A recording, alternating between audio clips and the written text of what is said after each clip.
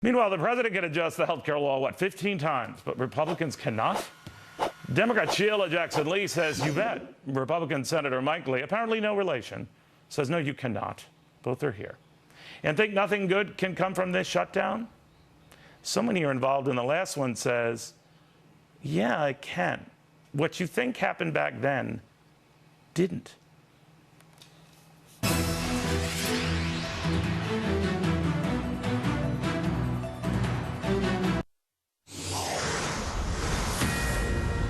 All right, you always go by whatever tea leaves are sprinkled before you. And one of the things we're gleaning right out from the president's interview just wrapped up with AP is that he is saying he is willing to negotiate changes to his signature health care law, other ways to reduce spending. But first and foremost, he will not bargain on any of the above until Congress reopens the government and passes a new debt ceiling. None of this is new, although it does sort of beg a new issue here that he would be asking Congress and be asking other leaders to trust him. In other words, that we will address these issues that are near and dear to you.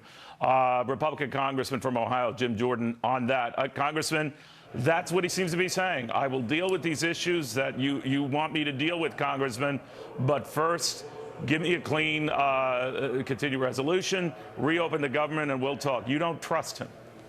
No, I mean, look, Neil, what we don't need is a clean CR. What we need is a fair CR. And this fairness argument has been talked about, but it's so fundamental. Why should big business get a special dispensation from Obamacare? Why should politicians get a special break from Obamacare? And that single mom working for a small business now is not going to be able to work 40 hours a week, but now only 29 hours a week, or now is going to have to go into the exchange. Why do we treat Americans unfairly?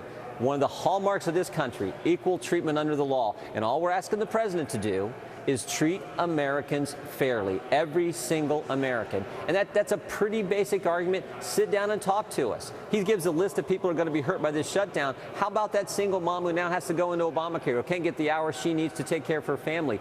That's who we're trying to stand up for and make this thing work.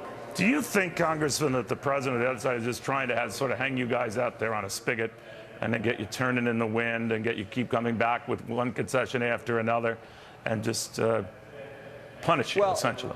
Well, I mean, I will tell you this. I've never seen our conference more unified. I mean, I really haven't. We understand that this is important. And I would argue this. What do you mean your conference is unified? Because Senator Mike Lee will be joining us shortly. His conference, he ran into a buzzsaw criticism from members.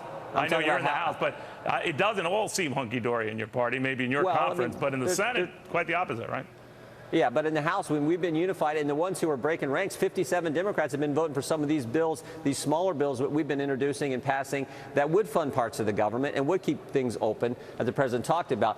But here's the thing. This debate was inevitable. We were elected in 2010 to do one thing, stop Obamacare. It didn't take place in 2011. We didn't go all the way to the mat in 2011 because we thought the Supreme Court was going to take care of it. And then in 2012, we thought the election, Mitt Romney, we thought he was going to win and we'd fix it then. But now here we are in 2013. Obamacare is happening. Everybody knows this law is not ready. And the only ones left to fix it are the people who were sent here to fix it in the first place, House Republicans. So this debate was inevitable, and the president can't pick the winners and losers. He can't decide who gets exempt from it. We should treat all Americans the same. But what if he is saying essentially the same thing, Congress, and saying, look, I will be open to some of these adjustments you talk about, but I'm not going to hold our country's government hostage to that I will do and consider and debate with you these things you want. What do you make of that? You're just saying, look, we don't believe you'll do that? Is that what you're saying? Or? Well, I mean, the president, he's always back and forth. One day he's going to bomb Syria, the next day he's not. One day he's going to negotiate with us, the next day he's not. Now he's saying, oh, fix it now, and I'll negotiate with you later. I mean, come on. So how long do you think this is going to drag on? I hope not any longer. I hope that the Democrats would come to the negotiating table and we could work something out. But they won't even sit down and talk with. 4 different times we sent over a delay bill, a partial delay bill. We scaled it down even more. And then we said, just come to the conference table. Just do what the law says we're supposed to do. Just do what the American system says you're supposed to do. Appoint people to sit down and negotiate with House members. And let's figure this out. Do you think they hate you and that you hate them and that you hate each other so much you just hate being even in each other's company? No, I don't hate them. What I hate is this law and the impact it's going to have on Americans. The problem with our economy is everyone knows Obamacare is making it tough for economic growth to take place.